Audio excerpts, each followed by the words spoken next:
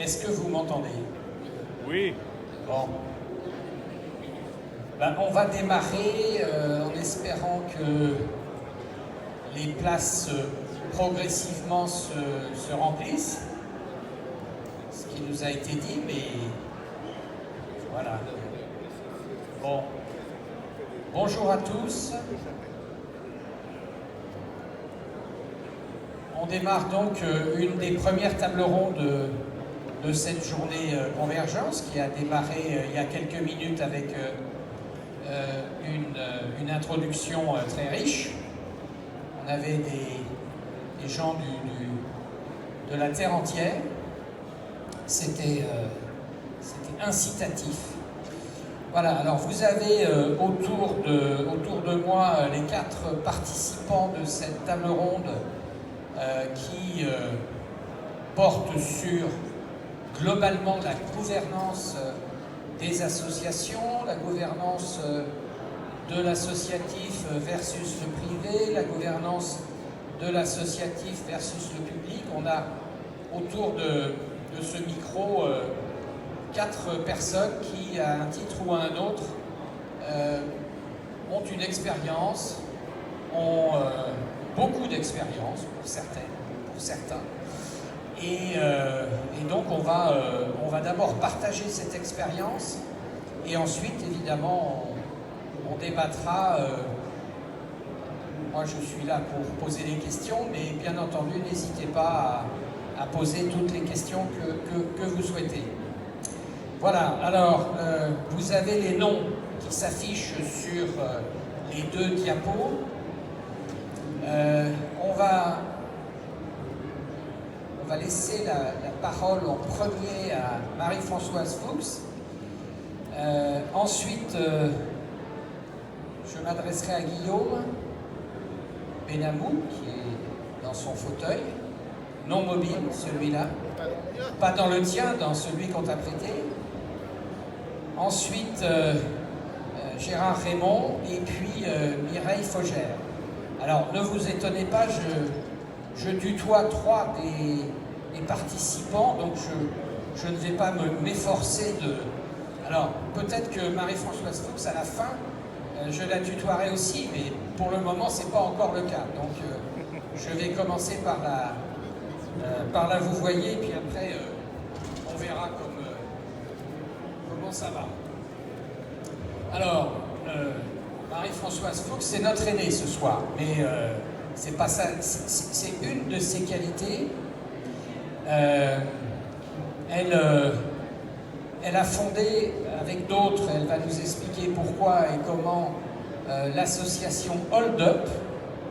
Hold comme on parle pas mal anglais ici, c'est donc l'âge.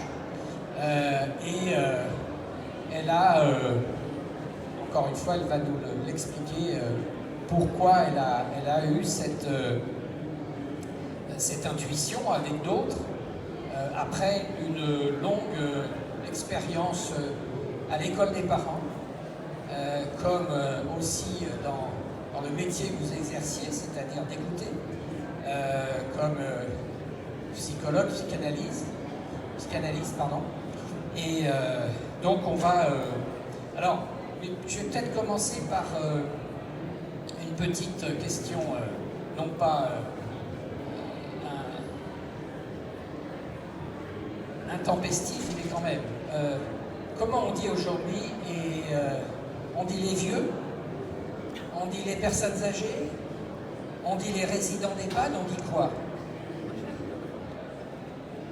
J'aime la définition grand âge, parce que c'est donner une valeur, c'est une valeur positive, grand âge, c'est un qualificatif. Vous entendez?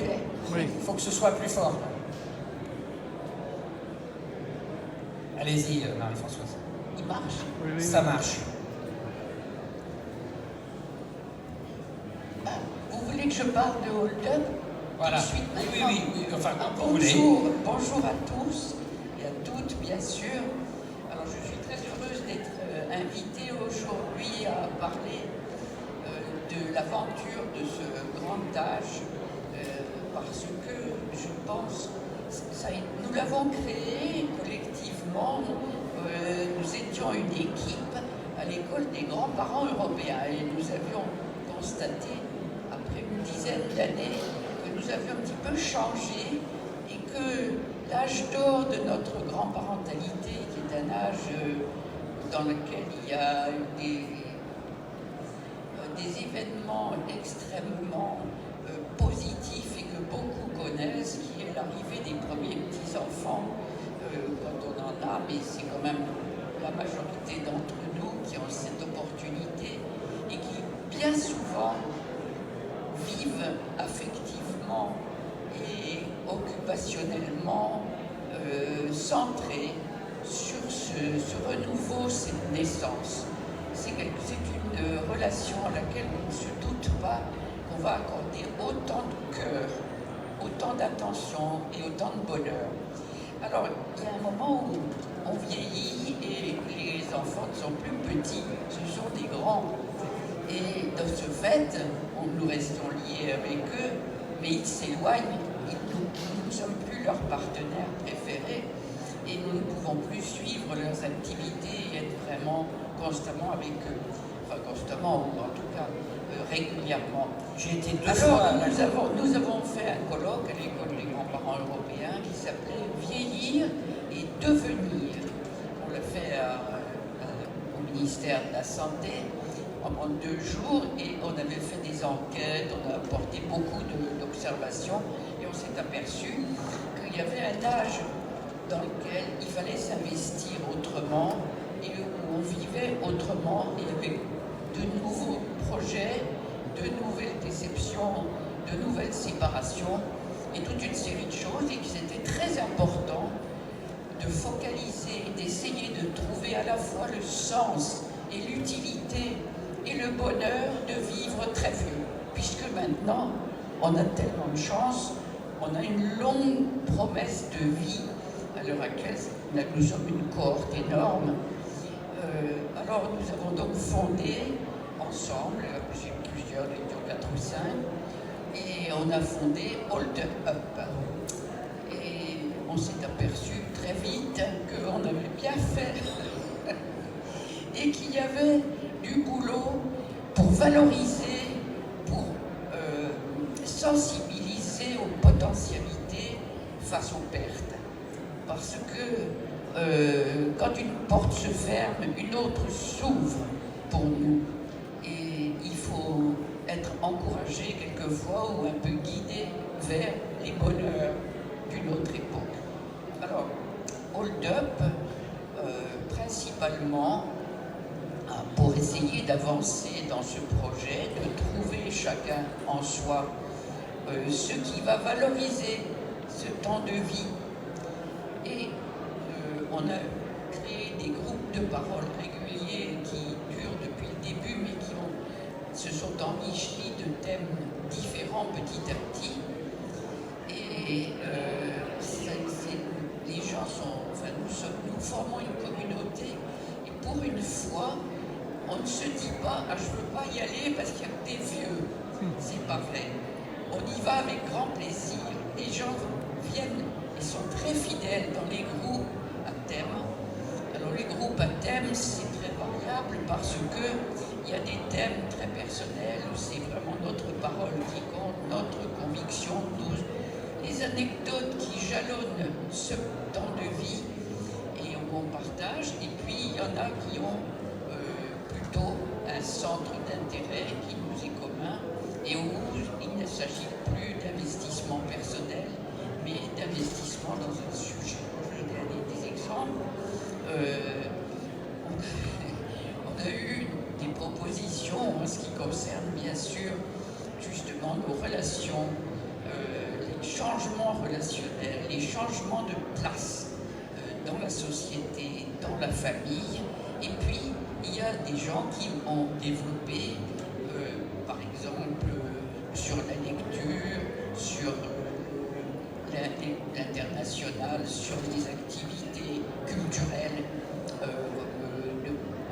essayer d'aller ensemble à la recherche avec curiosité de ce que la culture peut nous apporter et qui est très important.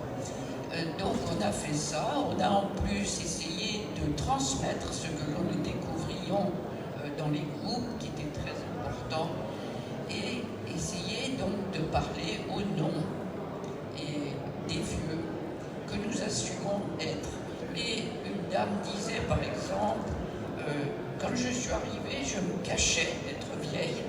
Maintenant, je suis fière d'être vieille. Elle avait changé de mode de vie, de mode d'être dans la société. Je vais raconter une toute petite anecdote que j'aime beaucoup. J'étais par hasard dans un bus, porte-maillot qui brinque-ballait terriblement, et une dame, à ce moment-là, j'étais un peu moins âgée, qui était plus âgée que moi, marchait dans le bus pour essayer d'aller vers la sortie en s'accrochant au bâton, enfin, du autobus. Et tout le monde la regardait avec commisération, on la trouvait vieille et décatie. Et elle s'est tournée vers nous et elle a dit, vous voyez, je suis comme Tarzan, je vais de branche en branche. Et on a tous ri.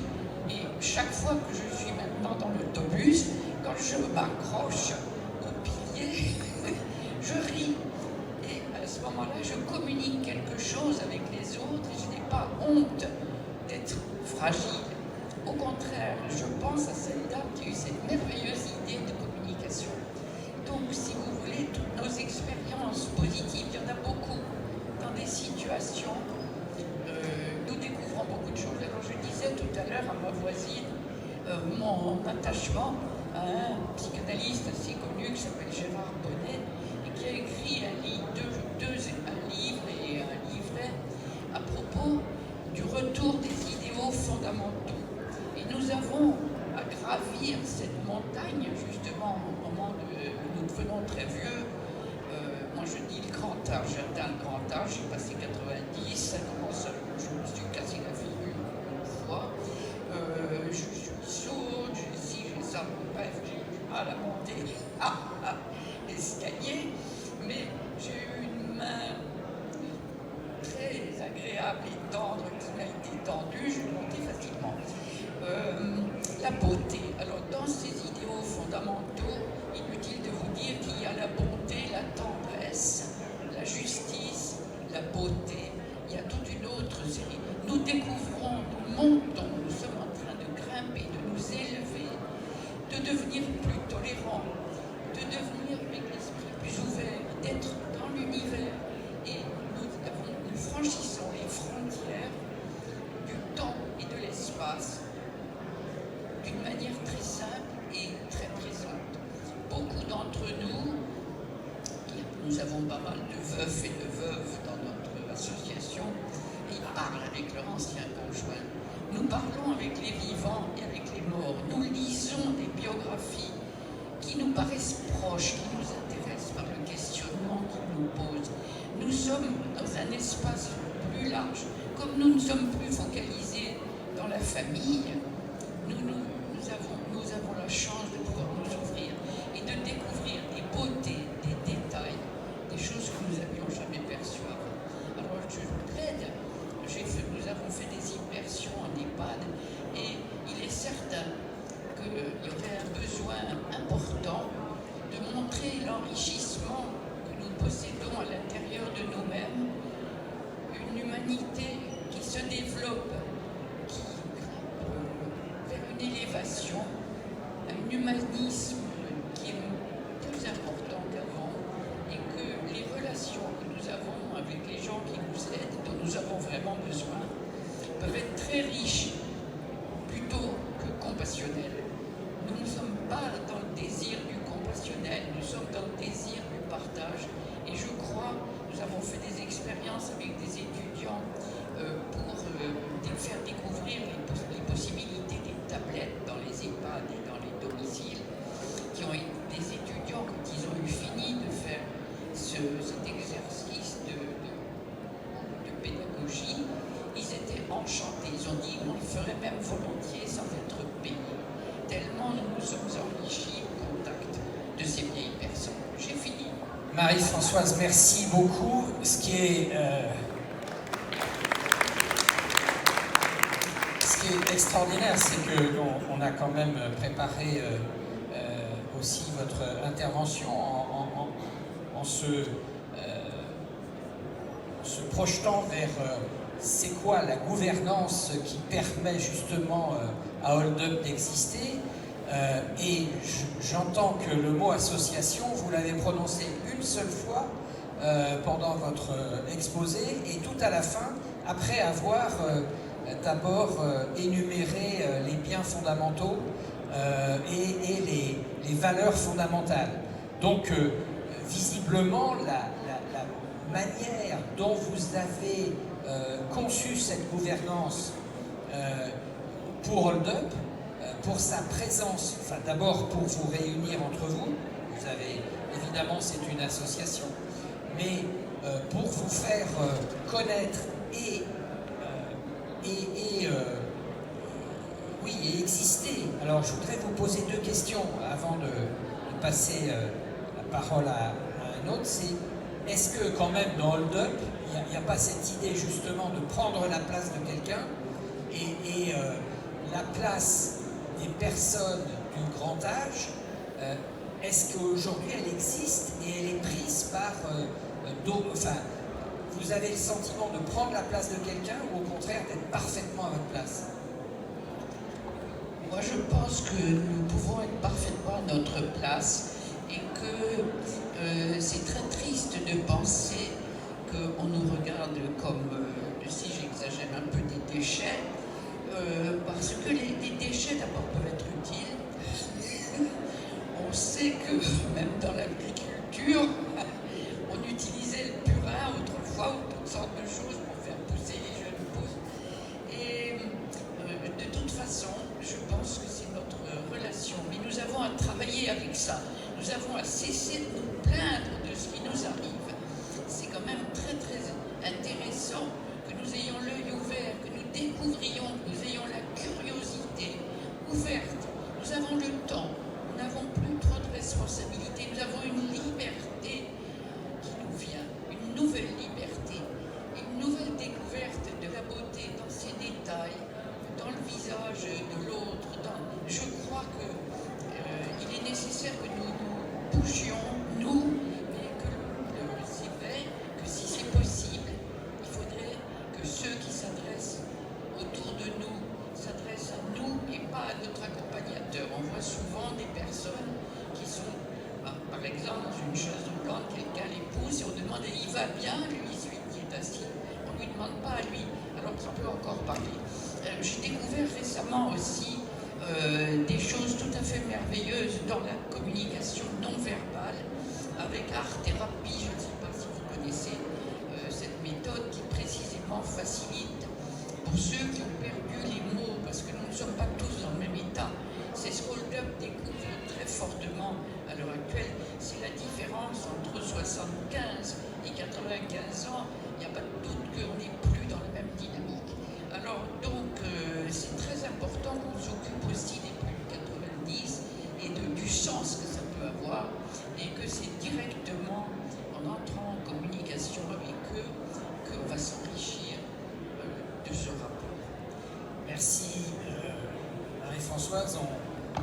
On reviendra vers vous tout à l'heure, mais je trouve que la transition, et d'ailleurs Guillaume me l'a dit, était excellente en parlant de l'accompagnateur, puisque toi, Guillaume, tu en as un tout le temps, il est là d'ailleurs, et pour ceux qui connaissent Guillaume, on connaît aussi son accompagnateur, et c'est toujours un plaisir de le rencontrer, mais quand on invite Guillaume, c'est Guillaume qu'on invite, hein, ça c'est clair. Alors, je voudrais que tu commences par nous dire, Guillaume, tu t'es formé ces dernières années, tu t'es formé justement pour pouvoir assumer un rôle au sein de la société. Dis-nous d'abord quelle a été cette formation et comment tu as pu l'affronter et maintenant la revendiquer. Bonjour à tous, merci Benoît pour l'invitation. Alors, je me suis formé à l'Université des patients. Pourquoi d'abord? Plutôt que comment, pourquoi? parce que, ayant un handicap moteur lourd, ou tellement lourd que mon fauteuil ne passe pas la rampe. Pour ceux qui n'étaient pas là il y a un quart d'heure, le fauteuil de Guillaume n'a pas monté la rampe qui était prévue pour un fauteuil léger. Et donc il a fallu 5 ou 6 hommes pour le monter, mais il est bien là avec nous. Non, donc tellement lourd que mon fauteuil ne passe pas la rampe. Mais au-delà de ça, et ça c'était évidemment un trait d'humour, je me suis formé pourquoi? Pour avoir la possibilité de prendre du recul. Parce que je crois que ce qui est important quand on est atteint d'un handicap, d'une maladie chronique, c'est la prise de recul et c'est comment est-ce qu'on peut apporter cette maladie chronique au service de l'autre, quel qu'il soit, jeune, vieux, moyen jeune. Et je me suis formé au travers d'une des formations françaises qu'à titre personnel j'ai énormément apprécié. Alors c'est un grand plaisir d'en parler à côté de Gérard, qui est l'instigateur des patients, experts, formateurs, on appellera ça comme on voudra, je ne vais pas me battre là tout de suite, voilà, on est bien d'accord qu'il y a autant de mots que d'appellations. Je me suis formé, j'ai eu la joie de me former aux côtés du professeur Catherine Tourette-Turgis et de l'Université des patients. Pourquoi? Parce que c'est la seule formation mixte, professionnelle de santé et patients de diverses pathologies. Et c'est la seule formation, je ne suis pas actionnaire de la formation de Catherine Tourette-Turgis, la preuve c'est que je vais travailler en face. Je travaille dans un autre laboratoire. Mais c'est intéressant de se former avec des pairs qui n'ont pas la même pathologie que soi. Ça évite l'entre-soi et le nombrilisme. Et c'est très intéressant de se former avec également des patients et des professionnels. On a chacun une histoire de vie différente avec la maladie, mais on a chacun une histoire de vie au service de la maladie, du handicap. J'utilise dans mon cas alternativement ou l'un ou l'autre. Ça a peu d'importance là précisément. Et sauf que quand on te connaît un peu, il y a des moments où tu es un peu plus patient et d'autres moments où tu es un peu plus porteur du handicap, tout simplement. Mais alors, il y a des moments malheureusement où les deux se rejoignent. Alors Benoît, sache que je ne suis jamais patient, je suis toujours impatient du projet suivant. Et de l'initiative suivante à entreprendre. Bon, alors... mais effectivement, il y a des moments où la douleur me contraint à être un peu plus patient dans le sens coincé au lit ou ailleurs. Et en fait, ces moments-là sont aussi des moments d'apprentissage avec la maladie, le handicap, la situation. Voilà. Guillaume, on sait, ces 15 derniers jours, et même un peu avant, mais on s'est extasié sur les athlètes paralympiques, tout ce qu'ils ont réussi à nous faire partager, à nous faire connaître, à nous faire applaudir. Moi, quand je pense à toi et à ton exemple, j'applaudis aussi à ton exemple de vie, parce que, non pas que ce soit pour nous un sujet d'anecdote, mais c'est un sujet véritablement d'exemplarité. Je voudrais que tu dises en quelques mots, plus il y a des gens ici dans la salle qui te connaissent bien et depuis longtemps, mais ton avenir n'était pas celui qu'avaient prévu les institutions et qui était en toute bienveillance sans doute, mais en tout cas c'était pas du tout ce que tu vis aujourd'hui. J'aimerais que tu racontes rapidement comment tu es devenu quelqu'un de beaucoup plus autonome, de beaucoup plus inclusif et qui, un jour comme aujourd'hui, peut venir nous parler de la gouvernance de la représentation des personnes handicapées. Alors, dans un premier temps, permettez-moi une incise. Je vais, à la suite de ta question, remercier ma maman qui est là, au premier rang, et qui a toujours cru en mon autonomie, m'a toujours fait confiance. Et j'aurais envie de vous dire que la première marche vers l'autonomie, l'inclusion, c'est la confiance. Et on est d'abord dans la confiance, de l'un vers l'autre et de l'autre vers l'un. C'est un jeu de confiance. Moi, j'ai, par les truchements du temps, grandi à l'appui d'établissements médico-sociaux.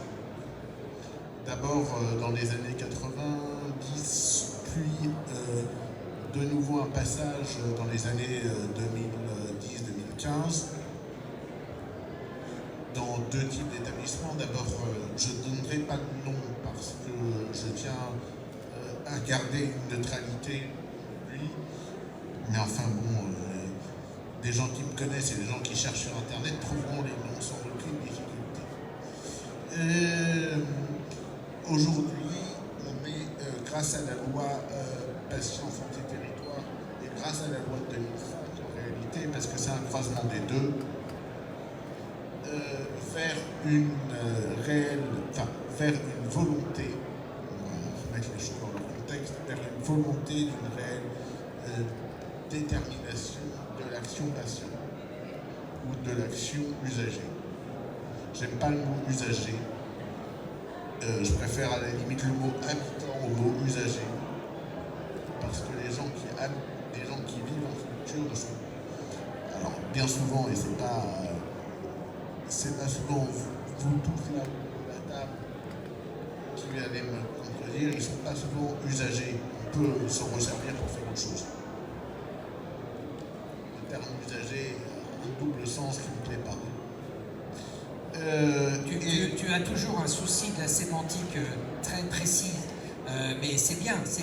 Mais va au fait et raconte-nous quand même la bascule qui a été quand même ta présence dans des établissements médico-sociaux à aujourd'hui, ta présence, j'allais dire, dans la cité. Enfin... Alors en fait, ma bascule de la présence des établissements médico-sociaux à la cité, ça a été la première marche, ça a été le fait de pouvoir acquérir mon propre logement et de pouvoir vivre chez moi. Alors, je vis chez moi, je ne vis pas en autonomie. D'abord parce que je ne produis pas mes légumes, et ensuite parce que je suis quand même en vivant chez moi, extrêmement dépendant. Il faut appeler un chat, mais par contre, je vis en autodétermination de mes choix, de mes libertés, et j'ai décidé de mettre ces libertés et ces choix au service des autres, c'est-à-dire de gens qui ne peuvent pas aujourd'hui faire ce choix de vivre en autonomie. Et je ne suis pas persuadé que l'autonomie soit l'autonomie, le domicile, soit le centre pour tout le monde, soit l'ouverture pour tout le monde. Je pense que heureusement, il y a une place pour chacun et une capacité pour chacun. Moi, aujourd'hui, j'ai la chance, grâce entre autres à toi, Benoît, d'avoir intégré le conseil d'administration et le bureau de l'association Ouvila, qui est une association gestionnaire de plusieurs dizaines d'établissements en France. Et je l'ai intégré non pas comme personne résidente, parce que je n'ai jamais bénéficié moi-même des services de VIA, j'ai toujours été simplement, j'y ai été simplement comme administrateur, et ça me va très bien, pour une raison simple. C'est de pouvoir faire un pas de recul, un pas de côté sur la façon dont on prend des responsabilités dans les structures et dans les associations. Il faut aussi, parce que c'est des grosses maisons, il faut aussi pouvoir faire des pas de côté. Et ça me paraît nécessaire. Qu'est-ce que, encore une fois on y reviendra, mais pour faire cette bascule comme responsable associatif, puisque tu es au conseil d'administration, et j'ai appris ça c'est pas moi qui suis responsable, que tu étais en plus rentré au bureau. Alors, c'est pas toi qui es responsable, on discutera de ça à un autre moment, Benoît. Oui, enfin bon. Je suis pas tout à fait d'accord avec cette vision des choses. Peut-être, mais en tout cas, est-ce que ça a été un chemin quasi naturel ou est-ce que tu as dû un peu te battre, te faire connaître, faire respecter, un peu comme Marie-Françoise nous disait il y a quelques minutes, on est passé presque de déchets ou de gens qu'on regardait mais dont on ne tenait vraiment pas compte, à vraiment quelque chose, à quelqu'un qui importe dans la gouvernance associative. Alors, je pense, et c'est ce que je rejoins volontiers Madame Fuchs sur le sujet, je pense qu'il y a réellement un changement de paradigme. Je pense qu'on va de plus en plus et on écoute de plus en plus le résident, la personne et on nomme en responsabilité des gens en situation de handicap de plus en plus lourd ou de dépendance de plus en plus lourde. Oui, mais pour autant, on voit bien que la présence des gens qui sont les usagers de l'association dans les CVS c'est pas du tout la même chose que la présence de personnes qui représentent quand même le handicap dans le conseil d'administration, voire plus. Alors, c'est pas du tout la même chose, c'est vrai, oui et non. Parce que je pense qu'il faut toujours se rappeler du bas de l'échelle avant de monter les marches, la preuve. Donc, il faut toujours se rappeler du bas de l'échelle avant de monter les marches, ça c'est la première chose. La deuxième, c'est que ça nécessite de pouvoir être au conseil d'administration d'une association gestionnaire. Ça nécessite une prise de recul, une formation qu'il faut pouvoir apporter et accompagner auprès des personnes handicapées et des personnes avec lui. Sinon, en réalité, on en fait des potiches. Bon, alors, est-ce que ça va être la transition avec Gérard de parler des potiches? Non, mais quand même, tiens, on va passer le micro à Gérard. Alors, Gérard, je dois dire qu'en préparant cette table ronde, j'ai vécu un moment très important parce que je te connaissais depuis presque 15-20 ans. Je te voyais dans tous les forums, dans des réunions comme celle-ci. Et pour moi, tu représentais, alors au début, tu représentais d'abord la Fédération des diabétiques. Et puis après, tu représentais Monsieur RU, Monsieur représentant des usagers, le président de France Asso Santé, enfin vraiment quelqu'un j'allais dire, d'installé dans cette représentation. Mais ce que j'ai appris et ce que je voudrais quand même que tu nous dises aussi rapidement, mais c'est que tu n'es pas né comme représentant des usagers et tu as même été, et j'en étais le premier surpris, mais intéressé, tu as été un chef d'entreprise jusqu'à l'âge de 35 ans, et jusqu'à ce qu'on découvre ta maladie. Donc j'aimerais que tu commences un petit peu par là, parce que, tout comme nous tous, nous sommes formatés aussi parce que nous avons été au début, au milieu, ou même à la fin de notre carrière, mais c'est extrêmement important, je trouve, dans ton parcours, mais ta modestie fait que tu ne le dis pas souvent. Donc aujourd'hui, tu vas le dire. Merci pour l'invitation, ça va être compliqué, mais oui, j'ai l'habitude, je l'ai écrit. Je suis tombé tout petit dans le milieu associatif, j'ai toujours été un animateur d'équipe. Je suis né avec un ballon de rugby dans mon berceau, donc forcément que ça fait participer, ça fait partager avec les autres. Et puis, interne, j'ai été chef de classe, responsable effectivement de la classe et tout. Donc j'ai toujours eu autour de moi une équipe, quel que soit le sujet, mais j'ai toujours... et effectivement, dans ma carrière professionnelle aussi, j'avais à manager des équipes. Et j'ai été confronté, j'ai pris en plein mur le système de soins, parce que je n'étais pas préparé à ça. Il y a 35 ans, je me suis retrouvé semaine, voire mois, hospitalisé avec un diabète de type 1. C'est assez important, effectivement. Et là, j'ai vite compris que c'était pas en écoutant les médecins que j'allais me rebâtir et que j'allais refaire une autre vie. Qu'il fallait que je comprenne et que je prenne sur moi et que je comprenne ce que voulait me dire mon corps, etc. Et donc me reconstruire. Et surtout, encore une fois de plus, essayer de partager avec d'autres leur infortune de vie, leur compréhension. Et je me suis bâti en écoutant ce que vivaient les autres personnes, à peu près de mon âge, diabétiques de type 1, qui étaient bien loin des préoccupations des médecins, mais qui étaient beaucoup plus proches des préoccupations de leur vie au quotidien, que ce soit leur vie de couple, leur vie professionnelle, leur vie sportive, etc., plutôt que de savoir s'il fallait se piquer à droite, à gauche, au milieu. Ça, alors là, je veux dire, ça ne nous intéressait pas, mais ça intéressait le médecin. Et donc à partir de là, j'ai dit, mais il nous manque quelque chose dans cette vie de personnes atteintes de pathologies chroniques, c'est le partage entre nous. On n'est pas seul face à la maladie, on doit partager avec nous. Et donc le milieu associatif m'a rattrapé, ou j'ai rattrapé le milieu associatif pour créer une nouvelle dynamique. Et tu l'as dit, Guillaume, j'ai vite compris qu'il fallait qu'on s'entraide entre nous, donc créer et former des patients pour pouvoir accompagner d'autres patients. La formation des pairs pour l'accompagnement par des pairs. Ce qui a été fait, c'était dans les années 95-98, ce qui a été évidemment une révolution auprès de la diabétologie. Et d'ailleurs, là, je me dis, j'ai même une fatwa au-dessus de la tête, les diabétologues considérant que ma démarche allait faire des morts et que j'étais contre évidemment les médecins.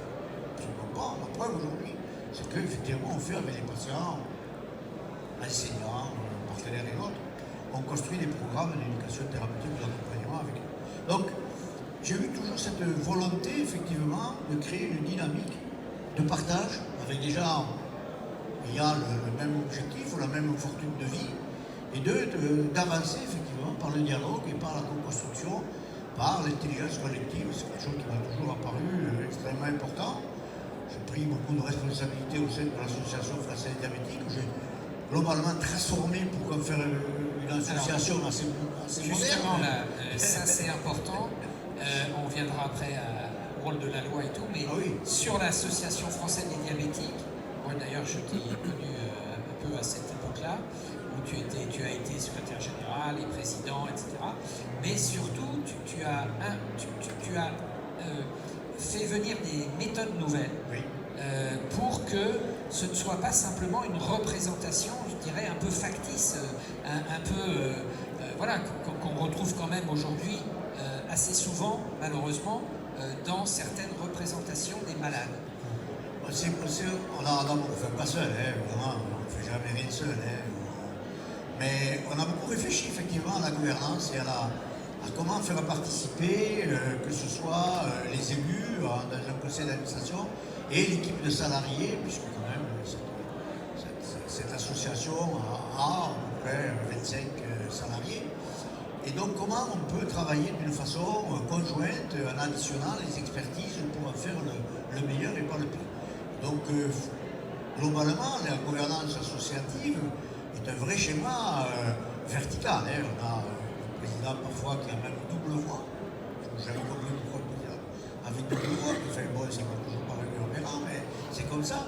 Et puis un bureau, et puis un conseil d'administration avec des mini-gouilles qui votent ce qu'on leur dit de voter, une assemblée générale de temps en temps, et puis voilà, c'est très descendant, c'est pas très démocratique. Donc nous avons essayé de trouver des formules qui permettent effectivement de pouvoir mieux engager les bénévoles actifs, les militants, et dans une co-construction avec les salariés. Et après plusieurs tâtonnements, on s'est rapproché d'un système qui s'appelle l'holacratie. Et donc la participation effectivement sur des expertises et des expériences de chacun avec des cercles sur des sujets. Et je trouve que depuis maintenant plus de 7 ans que j'ai quitté volontairement cette association en ayant mis en place avec d'autres cette formule-là, j'ai appris encore que ce week-end dernier, c'est sur cette forme-là qu'ils ont réélu leur bureau et leur mode de Donc ça fonctionne. Quand on sait partager, quand on sait effectivement écouter, partager, avoir un vrai projet, clarifier effectivement les situations, parce que c'est jamais toujours limpide, eh bien je trouve que le milieu associatif est certainement aujourd'hui un creuset d'initiation nouvelle à des nouveaux modes de management, des nouveaux modes de participation active, et dont devrait être une source, on l'a un peu entendu ce matin, on devrait être une source effectivement de nouvelles initiatives de management, de partage, certainement beaucoup plus pertinentes que l'industrie. Le milieu associatif a besoin certainement de se réformer dans cette voie. On y reviendra avant la fin de notre table ronde parce que je pense que là il y a une richesse pour attirer peut-être ma génération plus jeune. Ben oui. Voilà. Mais alors, deuxième grande époque, je dirais, dans ta carrière de représentant des usagers, la loi. La loi de M. Kouchner en 2002. Oui. Qu'est-ce que, et maintenant presque 20 ans après, voilà, qu'est-ce que tu en tires comme C'est fabuleux parce que. Non, mais, enfin, moi je baigne là-dedans, évidemment, mais c'est fabuleux parce que quand même il a fallu attendre le 4 mars 2002 pour faire une loi des droits des patients. Jusque-là, c'est faux, hein, mais jusque-là, on avait l'impression de ne pas avoir de droits. Donc quand on n'a pas des droits, on n'existe pas. Donc je le dis, et je l'ai écrit aussi, la plus belle invention de ce début du 21e siècle, c'est pas le numérique, c'est pas le séquençage du génome, c'est la découverte des patients. Voilà, on a découvert les patients. Et donc dans cette loi, on impose effectivement aux professionnels de santé de dialoguer avec, crime de lèse-majesté, avec des malades, avec des gens qui sont des ignorants, qui ne savent pas. Les patients, c'est les patients, enfin quand même. Donc on a obligé les professionnels de santé à dialoguer avec nous. Et on est même allé plus loin. Collectivement, on a dit il faut que les usagers, alors là le législateur a pondu le mot usager de la santé, patient, usager de la santé, il faut qu'ils aient une commission dans les établissements, enfin on ne va pas appeler un nom épouvantable, la CRIPC qui est devenue évidemment la commission des usagers.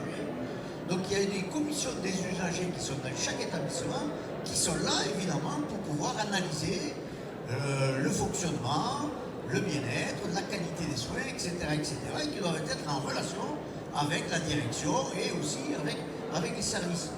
Donc vous rendez compte que cette loi-là est une loi fondamentale dans la participation citoyenne organisée dans l'évolution et l'évaluation de notre système de soins, encore de santé, mais voilà, c'est encore autre chose. Mais surtout dans notre système de soins. Et donc sur cette loi-là, personne n'est revenu. D'ailleurs, toutes les lois depuis ont renforcé cette représentation des usagers dans l'ensemble des établissements de soins, y compris dans les agences et autres. Jusqu'en 2016, où là le législateur a encore enfoncé le clou en créant l'Union nationale des associations agréées du système de santé, qu'on a vite baptisé France Asso Santé parce que c'était imprononçable. Donc aujourd'hui, cette union nationale, qui regroupe plus de 100 associations agréées, a pour mission de recruter et de former les représentants des usagers. Le débat avec les patients, les experts et autres, c'est aussi un sujet pour nous. C'est aussi de pouvoir être consulté systématiquement sur tous les textes réglementaires ou de loi concernant le système de santé. On a un peu de boulot, c'est ainsi, comme chacun dit avec le PLFSS. Donc on ne sait pas ce qu'il sera, mais j'ouvre et je referme la parenthèse, on n'en est pas là. Mais donc pour bien montrer quand même qu'aujourd'hui, dans l'idée du législateur, la participation des usagers dans le système de santé est devenue non pas centrale, mais vraiment le cœur, la pompe, le dynamisme. C'est les usagers de la santé qui doivent effectivement apporter toutes les transformations profondes du système de santé. Ce qui n'est pas encore tout à fait Gérard, inculqué dans certaines professions. On t'écouterait des heures, mais je vais te faire voter sur une note. La note, je te donne une échelle de douleur sur l'application de la loi. On est quoi? On est à 10 sur 10, on est à 5 sur 10, on est à 0 sur 10, on est Non, quoi? non, je pense que Alors évidemment, quand on est le nez dans le guidon, on ne voit pas, mais j'avoue que moi aussi, de temps en temps, maintenant, compte tenu aussi de mon âge, je commence à prendre un peu de recul et je regarde quand même, non, on a quand même évolué, on a quand même progressé. Alors je dirais qu'on est à 6, 7 sur 10, il y a encore beaucoup de chemin à faire, mais ce chemin, il sera toujours à faire, parce que la société se transforme. Parce qu'aujourd'hui, on est véritablement dans une transformation profonde du vivre ensemble. Et ce système de santé bâti sur la solidarité et la répartition a besoin d'une réflexion collective pour pouvoir continuer à prendre en charge le 3, 4, 5e âge, le grand âge, cette fameuse 5e enveloppe. Comment on prend en charge les pathologies chroniques, le vieillissement de la population, comment on prend en charge le handicap. Donc toute cette réflexion-là, il nous faudra continuer à la mener, mais avec l'ensemble des acteurs. Voilà, je pense qu'on est à 6. D'accord. Je crois que Guillaume voulait ajouter un point et après je passe la parole à Mireille. Mais vas-y. Oui, pardon. Juste parce qu'il y a un vrai décalage sur l'échelle de douleur proposée entre les établissements médico-sociaux et les hôpitaux dont parlait Gérard tout de suite. Et dans les établissements médico-sociaux, on est plutôt autour de 4, 3,5, 4, et on tend à monter en compétence vraiment par le pouvoir d'agir, par l'action des résidents. On va y revenir tout de suite. Mireille, la 4e de notre table ronde.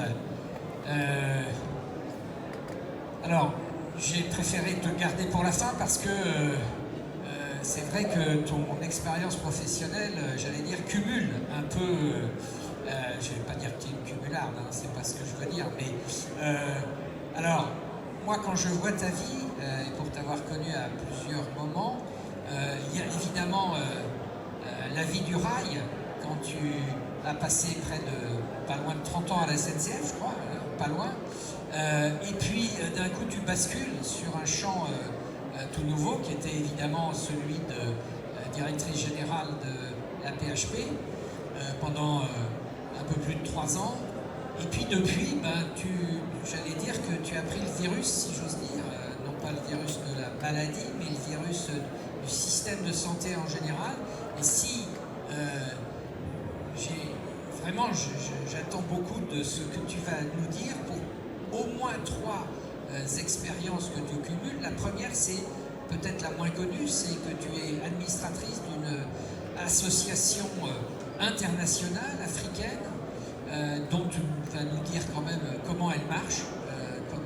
La deuxième, c'est que tu travailles à l'Institut français des administrateurs qui réfléchit beaucoup. Avec Luc Meuret, on a souvent regardé un peu ce que faisait l'IFA justement sur la gouvernance des associations, parce qu'il y a beaucoup de choses à en tirer. Et puis la dernière, c'est évidemment, et ça nous rapproche peut-être avec Marie-Françoise, c'est que tu as repris des responsabilités chez, ça s'appelle Emeis, qui a remplacé Orpea. Alors Orpea, vous en entendez un peu parler encore un peu plus aujourd'hui, puisque le même journaliste qui a lancé le scandale, on peut dire, est aujourd'hui sur les crèches. Mais finalement,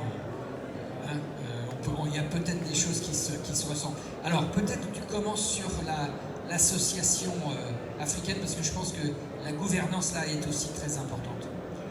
Merci beaucoup Benoît, bonjour à toutes et à tous. Alors je ne vais pas tout à fait répondre à Benoît d'abord sur cette association, mais je voudrais, par mes expériences professionnelles, à la fois à la SNCF et à l'assistance publique Hôpitaux de Paris, être un peu en écho avec le travail fait avec les associations. À la SNCF, pour faire court, j'étais Madame TGV et j'étais en responsabilité des activités voyageurs. Et donc j'ai travaillé pendant des années avec les associations les associations de voyageurs et les associations des personnes handicapées pour tenter de rendre les gares et les trains accessibles au handicap. Et alors vous vous souvenez, c'était une loi de 95, hein, les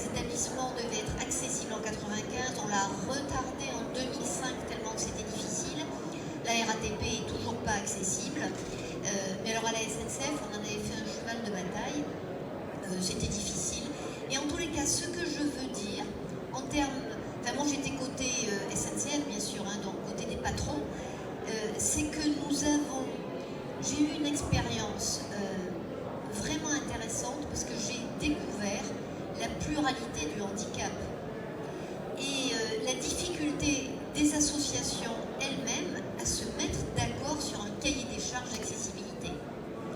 Et j'ai trouvé ça très intéressant en matière de gouvernance. C'est-à-dire que entre des personnes de petite taille, des personnes malvoyantes et des personnes en fauteuil, l'usage du lieu n'est pas du tout le même, et ce qui est bien pour l'un n'est pas bien pour l'autre. Et ça m'a intéressée en termes de gouvernance, parce que je me suis rendu compte que l'entreprise elle-même devait faire la synthèse que les associations elles-mêmes ne faisaient pas. Et j'ai trouvé ça intéressant, ni bien ni mal. En tous les cas, ça m'a intéressée, on a réussi. Et j'ai touché du doigt combien, mais des choses évidentes, je vais vous dire, ce qu'on faisait pour les personnes handicapées était bien pour nous tous.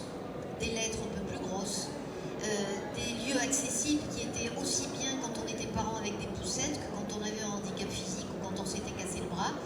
Enfin, on était tous handicapés dans sa vie, pas uniquement quand on était personne handicapée avec une maladie invalidante.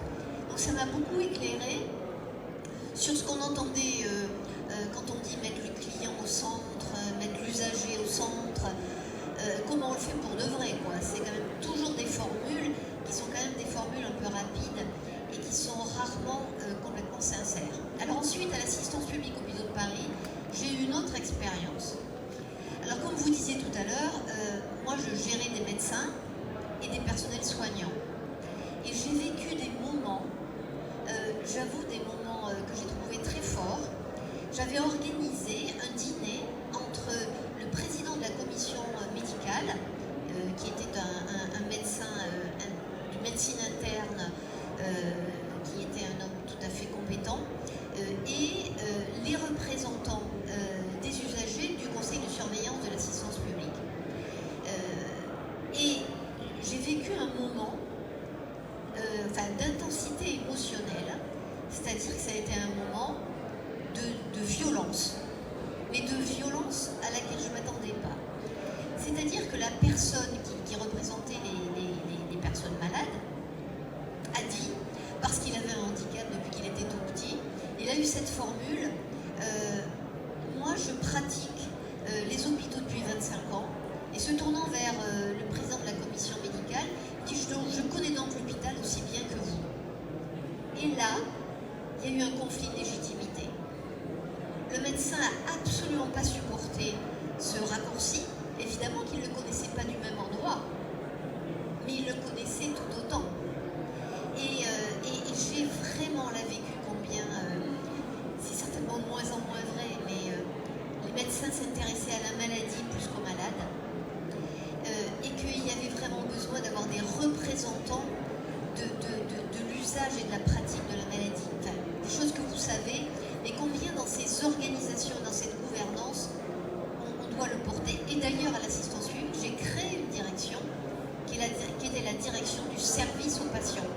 Et tout le monde a pensé que je voulais faire payer les chambres individuelles.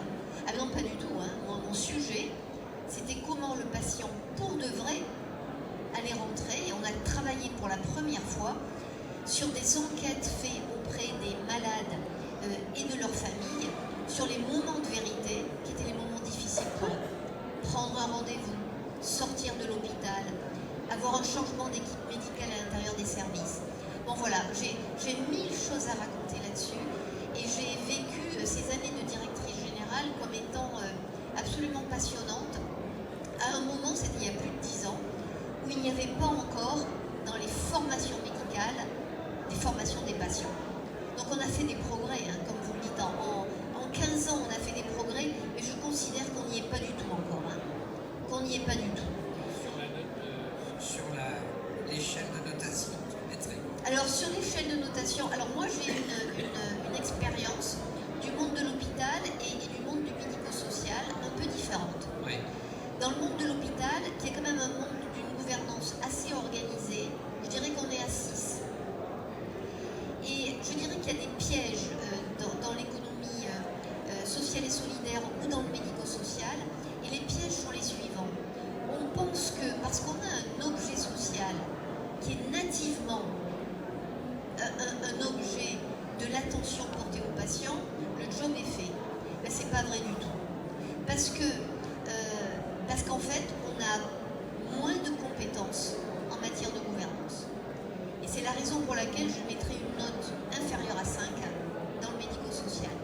globalement.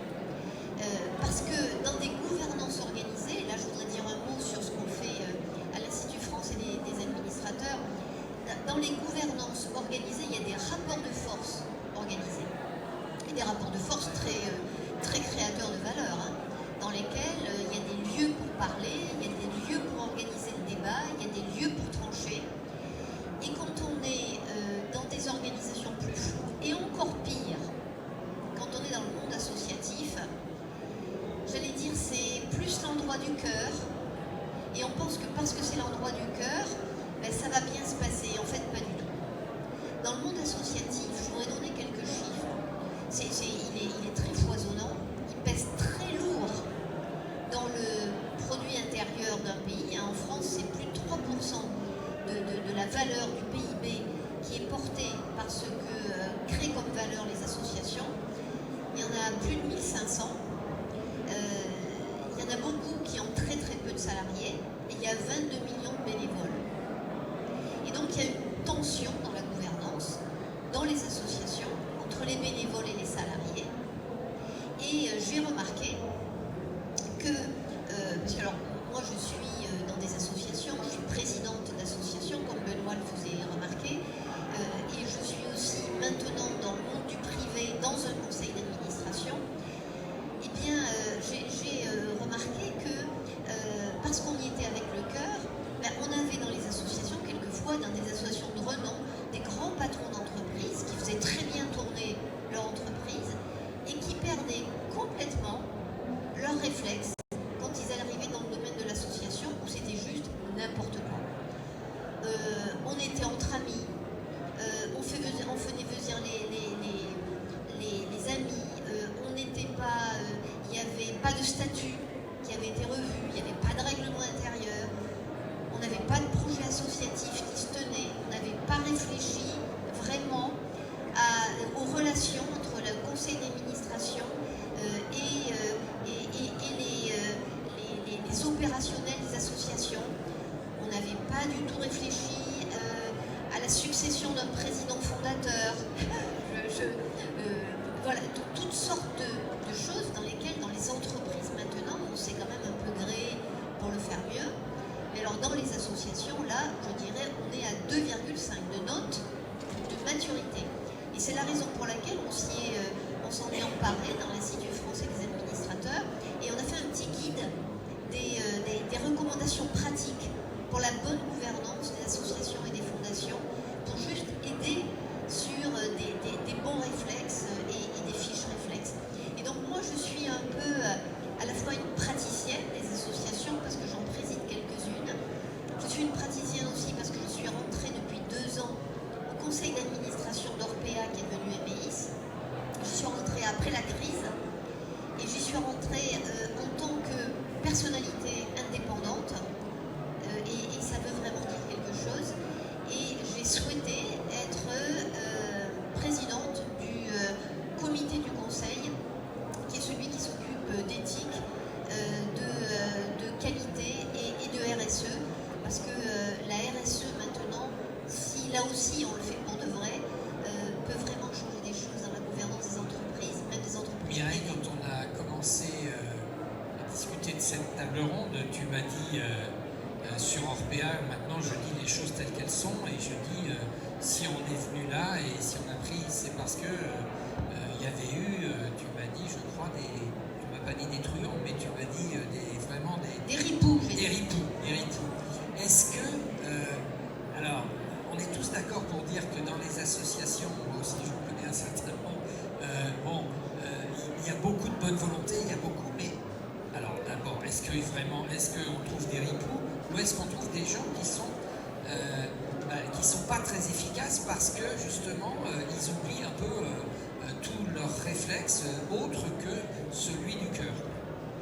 Alors, quand on regarde un peu la vie des associations ou des fondations, il peut y avoir, et vous connaissez quand même des grands scandales, il peut y avoir abus de biens social de temps en temps. Vous en avez vu, parce que j'ai une casquette que Benoît n'a pas révélée, qui est d'être magistrate à la Cour des comptes, ce que je suis devenue après l'assistance publique, et il y a une chambre de la Cour qui est spécialisée sur le contrôle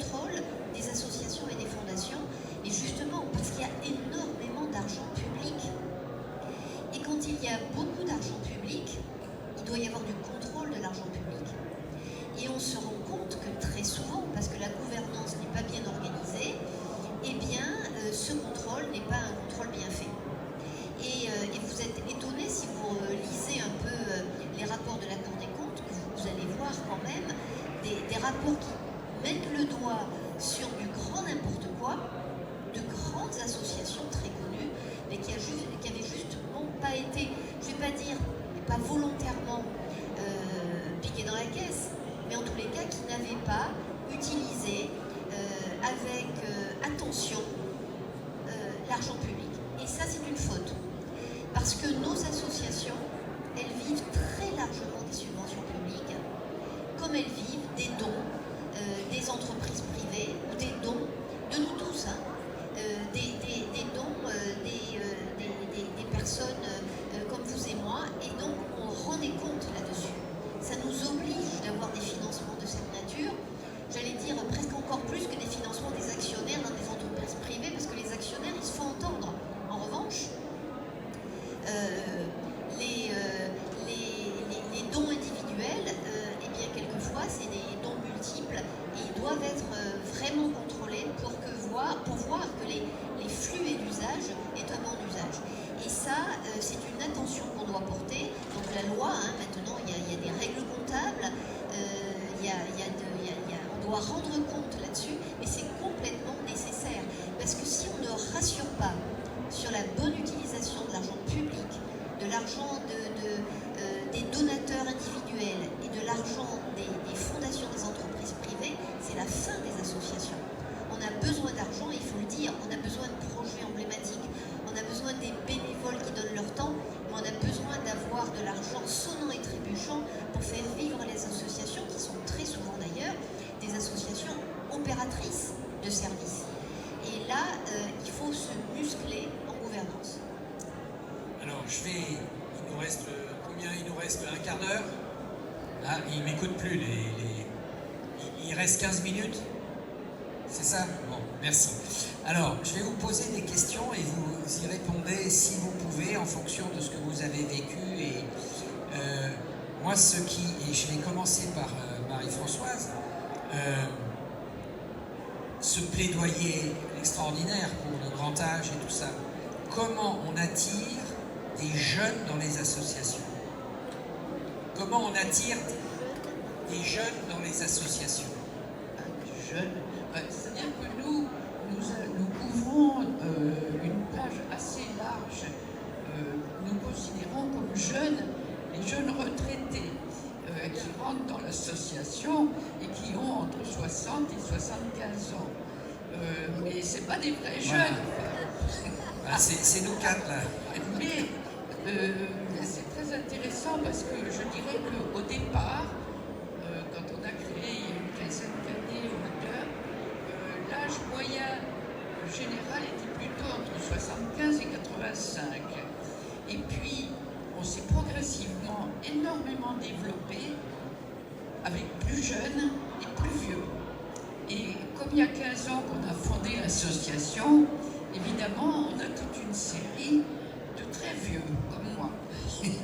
Et c'est intéressant à tous égards. Mais je voudrais revenir sur ce que ma voisine disait à propos du problème dans les associations, des initiatives et de l'argent pour ceux... Alors, moi, c'est un équilibre qui m'intéresse beaucoup et que je ne maîtrise plus maintenant. Je ne suis plus que présidente d'honneur. Mais avant, j'essayais de limiter les coûts réalistes pour lesquels on a besoin d'argent à des coûts, je dirais, matériels en ce qui concerne les bénévoles, par exemple. S'ils doivent prendre le train pour aller faire une prestation quelque part, c'est évident qu'il faut donner de l'argent pour le train. Ce n'est pas un abus de l'argent de l'association. D'autre part, si on publie un livret et qu'il faut l'éditer, il faut un éditeur. Enfin, si vous voulez, il y a des choses qui paraissent évidentes. Par contre, je suis farouchement attachée à ce que la majorité des actions et des entreprises soient justement assumées par les vieux en bénévoles. C'est-à-dire que c'est leur donner un rôle, une utilité dans la société, et c'est très important. Et du reste, pour donner un exemple, les groupes de parole ont tous été créés par la volonté d'un des participants de l'association j'aimerais qu'on s'occupe de mourir. Qu'est-ce qu'on va faire? Mourir, et alors? Alors, il y a eu tellement... Alors, on propose la chose dans le cadre des réunions générales, et il y a eu tellement d'inscrits qu'on a dû faire 2 groupes. Mais à l'heure actuelle, on a 6 groupes qui se sont créés à partir d'un monsieur qui a proposé de faire des groupes sur la spiritualité. C'est aussi très significatif. Petit à petit, on a commencé avec un groupe, puis 2, puis 3, puis 4. Ça a intéressé beaucoup d'entre nous. Alors, il y a des sujets, tous les sujets ont été suggérés par quelqu'un qui avait envie, puis il y en a qui sont tombés à l'eau, ça n'a pas intéressé. Tant pis, mais dès qu'il y a des intéressés. Donc, nous vivons des suggestions des vieux, de l'activité des vieux, et on ressort et on essaye. Alors, le problème, c'est qui va recueillir ce qui s'est dit dans les groupes d'un thème ou d'un autre, comment on va s'organiser pour que ça reste la propriété des vieux eux-mêmes. C'est pas si simple. On a quelquefois besoin d'avoir recours à d'autres, et là, c'est là que se joue de savoir si on le fait avec des bénévoles, si on en trouve suffisamment ou si on a besoin de recruter. Merci Marie-Françoise. Guillaume, j'ai 2 questions à te poser. La première, c'est tu vas bientôt, dans quelques mois, passer la barre des 40 ans, donc tu n'es plus tout à fait un bébé. On a dit qu'on n'annonçait pas des mauvaises nouvelles en public. Non, d'accord, merci.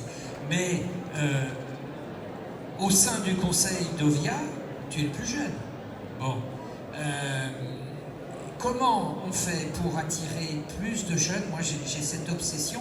À un moment, j'ai eu cette obsession de me dire il faut déjà que j'équilibre les conseils d'administration entre hommes et femmes. Donc ça, on y arrive à peu près, si on veut bien se donner un peu de mal et qu'on aille prendre son bâton de pèlerin. Mais alors, des jeunes, c'est beaucoup plus difficile parce que des jeunes de moins de 40 ans qui voient un conseil d'administration, ils disent c'est un truc pour des gens qui vivent pas, quoi. Bon. Alors, première question. Et deuxième question, tu as aussi cette expérience d'avoir passé 3 ans au sein du Conseil national des personnes handicapées. Tu n'as pas renouvelé ton expérience. Peux-tu nous dire pourquoi? Alors, c'est marrant parce que les 2 questions sont en réalité très connexes.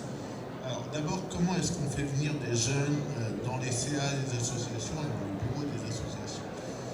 Il y a beaucoup d'associations de jeunes en France, de 18 et 40 ans. De 18 et 40 ans, des associations étudiantes. Et en réalité, c'est par là que je suis venu au monde associatif. Et on a un mal fou à faire la transition au moment du passage en milieu professionnel et à ce que les jeunes gardent un pied dans le monde associatif. Et là, oui, là, il y a une vraie difficulté, c'est comment est-ce qu'on accompagne des jeunes, d'assauts de jeunes vers des assauts de jeunes moins jeunes, puis progressivement des assauts de jeunes vieux. Et je crois que la première des choses, c'est pour les assauts d'âge intermédiaire et de grosses responsabilités, de permettre aux jeunes d'être assis à la même table que des gens plus âgés pour apporter un savoir différent et accepter et accueillir que le savoir soit différent que du savoir académique des personnes plus âgées.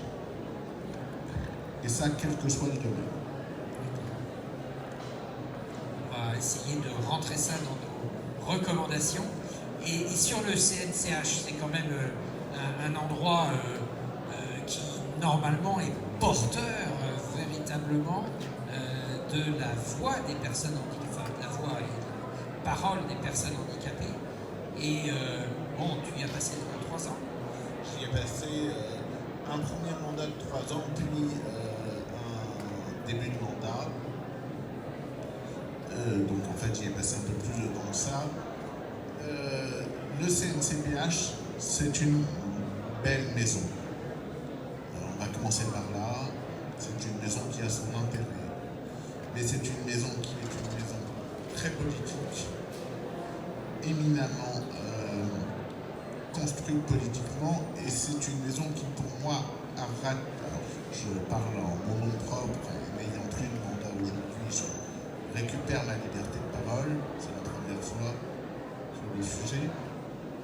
C'est une maison qui, pour moi, a raté complètement les recommandations de l'ONU sur l'inclusion des personnes handicapées. En disant, on va faire un collège dédié aux personnes handicapées, c'est bien. Dans l'absolu, c'est merveilleux.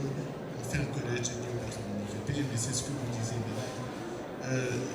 Ça ne suffit pas. Il faut un collège de gens formés, compétents. Sinon, c'est un board de 10 personnes qui, eux, sont des politiques prévus, programmés, qui dirigent la politique. Et nous, on nous envoie les ordres du jour 24 heures avant la réunion. Et on nous demande d'être d'accord. Rien à rajouter, mon cher Guillaume. Gérard, dans ce que tu... Alors, au-delà de la note de tout à l'heure, de ce que tu vis aujourd'hui au milieu de ces machines quand même, France Asso Santé, dont tu m'as dit d'ailleurs que, bon, il y avait un peu de sous quand même, voilà. Qu'est-ce qui ferait, allons sur le positif et sur ce qu'on pourrait proposer, qu'est-ce qui ferait que ça marcherait mieux? Voilà, il y a tellement de choses. Je suis d'accord avec vous sur le fonctionnement des associations. Ça me paraît une bonne note. Je trouve qu'effectivement, on a tendance dans le milieu associatif, je ne parle que celui de la santé, à ne pas se remettre en cause. Voilà, nous aussi, vis-à-vis des professionnels de santé, nous aussi, on a quelques sages-là qui savent que c'est comme ça. Et donc, c'est peut-être comment on se remet en cause, y compris dans la raison d'être, dans le fonctionnement, comment on devient beaucoup plus attrayant à l'écoute aujourd'hui des nouvelles demandes des jeunes. Le milieu associatif de la santé se plaint qu'effectivement on manque de bénévoles, on manque d'engagement. Il faudrait peut-être aller les écouter, ce qu'ils veulent. D'autres nouvelles formes de formation, d'engagement, de fonctionnement, etc. Aujourd'hui, les réseaux sociaux sont des nouvelles formes de contact, de dialogue, et on ne va pas aller se réunir dans le conseil d'administration samedi après-midi. Voilà, donc il faut réfléchir. Donc je pense que dans notre union, au-delà de nos responsabilités et de nos missions écrites sur un décret d'application, on a aussi dans ce projet associatif qu'on a mis en place cette volonté de faire émerger effectivement cette réflexion associative, de se transformer pour pouvoir mieux répondre aux nouveaux besoins de la société, aux nouveaux besoins de nos communautés que nous représentons, pour pouvoir véritablement être de véritables acteurs et apporter des formules nouvelles. Donc il y a tout un travail à mener, évidemment, et là aussi, le changement réclamé par tout le monde, mais pour les autres, pas pour soi-même. Donc il y a un problème à mettre dans chaque association. Comment on monte un projet associatif, comment on se confronte à un fonctionnement beaucoup plus horizontal, participatif, comment on écoute effectivement l'ensemble de la communauté que vous dites représenter pour pouvoir véritablement lui apporter des réponses au quotidien. C'est un vrai travail ça, et je pense que les responsables associatifs aujourd'hui devraient soit se former, soit avoir cette réflexion de pouvoir se remettre en cause régulièrement sur la façon dont ils gèrent et gouvernent leur propre milieu, leur propre association. C'est ce qu'on essaie de mener au sein de France Asso Santé. C'est trop lent, il faut avancer, il faut progresser, mais je ne désespère pas que nous retrouverons des formules de vivre ensemble et d'être encore meilleurs pour l'avenir. Mireille, les recommandations pourraient... je vais juste te citer deux exemples que je vis en ce moment. L'un du côté presque encore privé, j'ai encore quelques petites activités de conseil, et j'ai vu intervenir, plutôt qu'une grande association dans un secteur du grand âge justement, a fait venir dans son conseil un privé, vraiment quelqu'un qui a des raisons. Parce que justement le président du conseil avait ce constat que tu faisais, c'est-à-dire qu'il n'y avait pas assez, malgré la qualité de tous ceux qui faisaient partie du conseil, eh ben, il trouvait qu'il n'y avait pas assez justement, disons, la voix de la raison, de l'économie, etc. Et donc, depuis un an, j'ai l'impression que la qualité du dialogue au sein de ce conseil est meilleure. La deuxième que je vis en ce moment de façon très forte, c'est la présence des parents d'enfants handicapés dans un conseil d'administration d'une petite société petite société de service, oui. Et je vois la différence et la difficulté de pouvoir concilier les impératifs personnels et l'impératif plus collectif qui est celui de l'association. Quels sont les conseils qu'on peut donner et que l'Institut français des associations, entre autres, mais peut nous proposer? Alors au fond, si je dois dire quelque chose qu'on ne trouve pas dans les livres parce que c'est pas dit comme ça, mais on progresse en gouvernance quand on casse l'entre-soi. C'est juste, et l'entre-soi se décline de manière différente selon l'objet social de votre entreprise ou de votre association. Là où on pêche en performance de gouvernance des structures, c'est quand on se ressemble tous. C'est-à-dire quand on vient tous du même milieu et qu'on va faire des rivalités de compétences, ou quand on a tous la même culture, la culture associative et non pas la culture de l'entreprise, qu'elle soit publique ou privée. Quand on fait de l'idéologie, le privé c'est sale, le privé c'est pas bien, ça veut gagner de l'argent sur le dos de je sais pas qui. Et au fond, casser l'entre-soi, c'est ce qui amène une véritable pluralité de points de vue dans les conseils d'administration qui doivent travailler vraiment et ne pas être préemptés, capturés par quelques-uns. Il y a un vrai enjeu parce que, par exemple, dans une association, que le président de l'association et son bureau ne fassent pas un hold-up sur le projet social et le projet associatif. Et il faut absolument, pour intéresser les gens à venir dans les conseils d'administration des associations, qu'on leur donne une responsabilité. Il faut qu'ils bossent, quoi. Il ne faut pas qu'il y ait que le responsable du bureau, le trésorier parce que c'est obligatoire et le secrétaire général parce qu'il faut organiser une assemblée générale. Il n'y a rien de tel que de travailler et d'avoir une responsabilité pour être intéressé à donner du temps dans une association ou une fondation. Et donc ça, c'est vraiment une hygiène de responsabilité. Et là, il y a un vrai boulot à faire, qu'on n'aime pas faire dans les associations, c'est de s'intéresser à comment fonctionne le conseil d'administration. C'est vraiment la gouvernance. Et de prendre du temps pour écouter chacun sur ce qui est son intérêt à agir, pourquoi il est là. Moi, demander à des gens pourquoi ils sont bénévoles, je trouve que c'est pas une offense, hein. C'est juste une clarification.